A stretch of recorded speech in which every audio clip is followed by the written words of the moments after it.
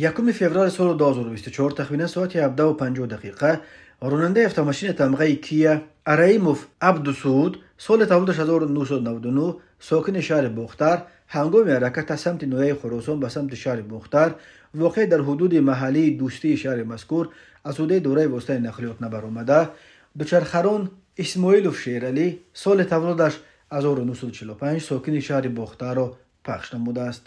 در نتیجه دوچرخران اسماعیلوف جراحت‌های گوناگون جسمانی برداشته هنگام به بیمارخانه دسترس نمودن در راه به هلاکت رسیده است. اوید به این حادثه تحقیقات ادامه دارد. به شعبه وزارت کارهای داخله در نوع اسماعیل سامونی با عریضه مرد 28 ساله ساکن نوع مذکور مراجعت نموده است که 20 نوامبر سال 2023 در کوچه قورو شهر دوشنبه جوان 24 ساله ساکن همین نوعیه با روی فریب به باوریش در آمده از او 290,000 سامانی گرفته وعده داده است که در مدت یک ماه از خارجه به او داده автомашین سبکرو برقی آورده می‌دهد، اما گمان برشونده مبلغ را به منفعت شخصیش صرف نموده تا حال او را فریب داده گشته است.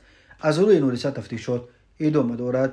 و شعبه وزارت کارهای داخله در نوعه فردوسی عریضه مرد 30 ساله ساکن نوعه مذکور وارد گردیده است که شب 22 به 23 ژانویه سال 2024 شخصان نامعلوم با روی پنهانی شیشه автомашین شخصی تمغه خوندای را که در کوچه باربد پایتخت به نظارت می‌ایستاد شکسته از داخلش 12,000 سامانی را دزدیده از جای حادثه غیب زده است.